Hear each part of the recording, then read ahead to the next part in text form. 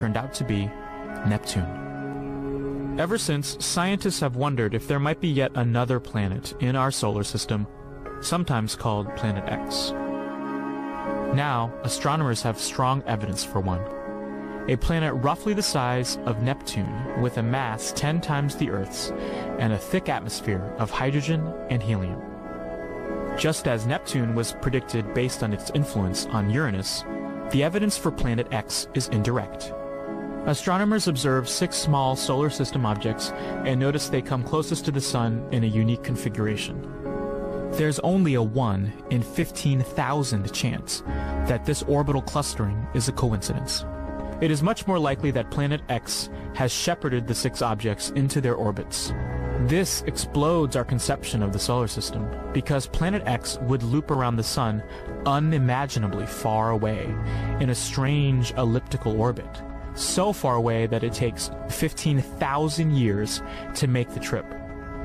By comparison, Neptune's orbital period is 165 years.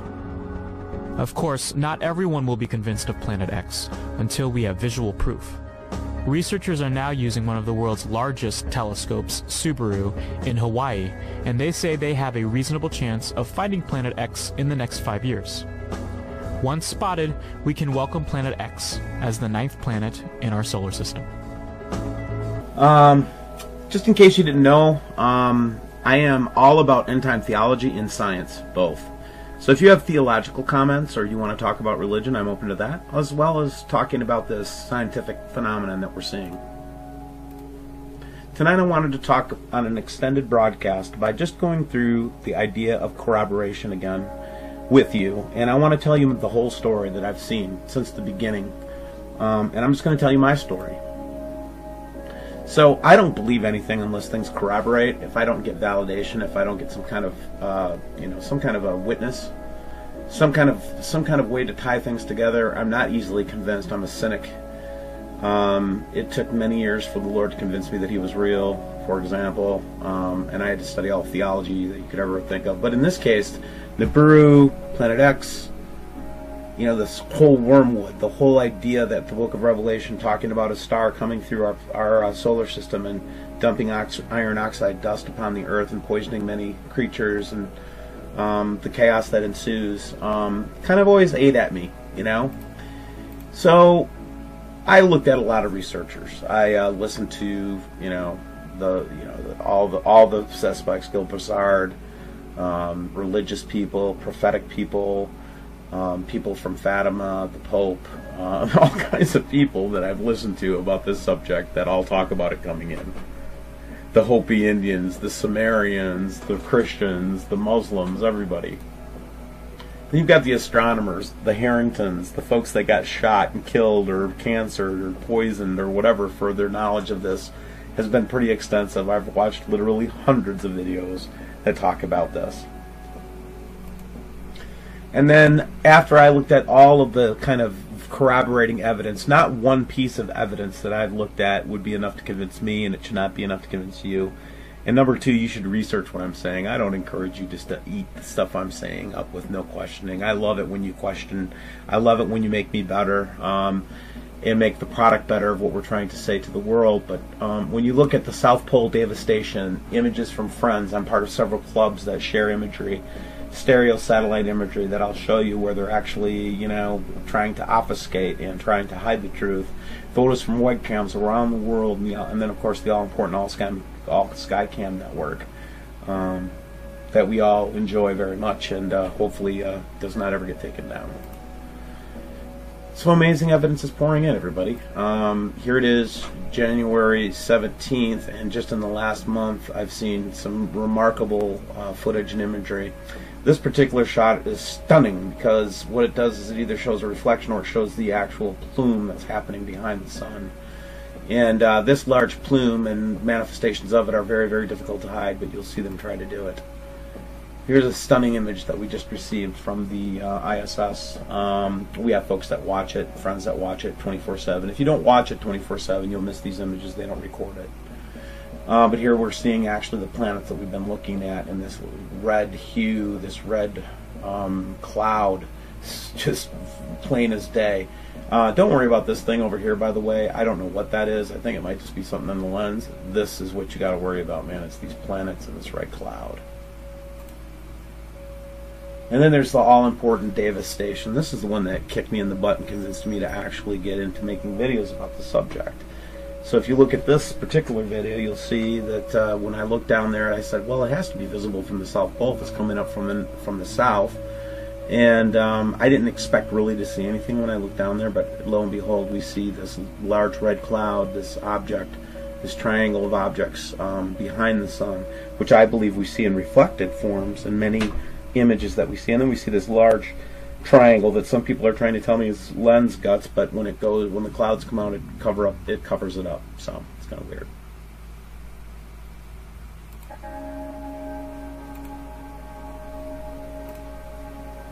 Then we're starting to see this pattern emerge. The imagery from the AllSkyCam network is showing 3 clear planets, and this red cloud or ring that we're seeing from, also from Davis. So you're seeing that. And I found this photograph from an old deep sky survey image, IR image of the whole universe. And I was just lucky to be able to cut this little piece out before they took it away. And I do believe what this is an IR picture of the system that is approaching the Earth. Again, it has that same pattern, the same triangle, the blue one in the front, and then you can see, or this particular angle. I mean, it's a pretty striking resemblance. And then also we see this from a handheld camera in an Earth cam, actually in Oak Harbor, where we actually see the same pattern, where we see this seemingly, binary or moon type object behind it, and then the blue, what I believe to be is a dwarf star. Then we have this strange, triangle object, and that's been corroborated from Chile now, so we actually have other photographs of that starting to pour in. I just cannot keep up with the photography. If you go to the Savannah Skies Australia website, you can see it every day now. If you go there and look in the evening time during the United States, like approximately 7 o'clock at night Central Time to 8 o'clock at night Central Time, you can see in Savannah Skies the plume and the red, what I believe to be the dwarf star, and the other planets in the same colors that we see. This is just from a couple days ago, and again, I'll look at it tonight, but what was striking about this particular image was the brightness of the plume and the intensity of the plume, and also it shows this huge, kind of energy reaction of some sort. Very interesting. And then we go back to the shape is the shape that we saw in 2014 during Christmas, going into the sun when they had the perspective of H1 at the opposite side, which closely matches what we've seen and what we've been discussing. And then now this year where it's actually going away from the sun. So it's kind of interesting as we looked at this kind of triangle object that seems to be in our solar system. Then we have the iron oxide cloud phenomenon.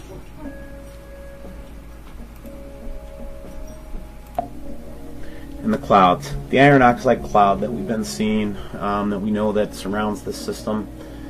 Here's just an incredible shot of these red clouds during an evening in Florida recently. Here's the clouds that we saw from space in earlier videos where we were actually talking about the approaching red iron oxide cloud. Here's a photo I took from my own backyard showing the red lenticular clouds and the red strange clouds that are starting to come into our atmosphere. And then we have this strange happening in Aquaweek, I can't pronounce it, but where this is what I think would happen if they didn't chemtrail. We'd all be seeing this orange skyline. And we saw these recent images just recently that we can't explain, that are just incredible.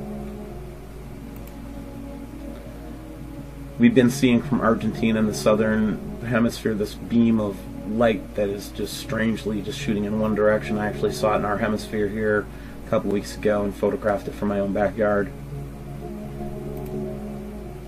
And then we've got almost strange, dimensional, weird, like shields of weirdness going on where we actually are catching it now, actually looking like some permeable type material that they put up in the atmosphere.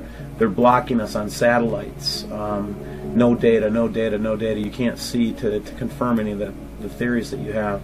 And then the chemtrails are incredible during some days they're not. It just depends on what's visible out there. Very weird stuff, man. I'm going to go back to this image of the South Pole and this strange triangle and this strange thing that's going on. Just unbelievable stuff that we've seen. Now, here's the deal, man. I have no motive to lie to you. I really don't. I might make mistakes. I might look at something wrong on a scope and call something that's not. But you know what? I'm not going to lie. I might be mistaken. The question does, though, who does have the motive to lie to you?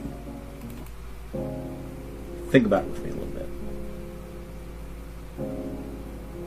Why would anybody want to lie to you? Could it possibly be that what's at stake is so important that somebody would be willing to lie, cheat, and steal to take it from you? Could it be possibly that the objective of this huge titanic struggle that we're in right now, maybe the subject of it is possibly you? Could it be that somebody's trying to deceive you so that you do things, say things that aren't true? Why?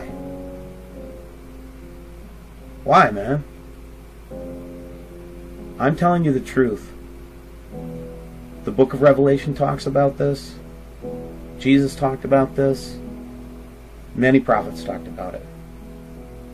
And the reason that you're getting a chance to see it before it happens, goes down, because God clearly wants you to see the truth. So what could be his motive for telling you the truth? Well, I might have a guess for you. It might just be that he wants you to come home. All your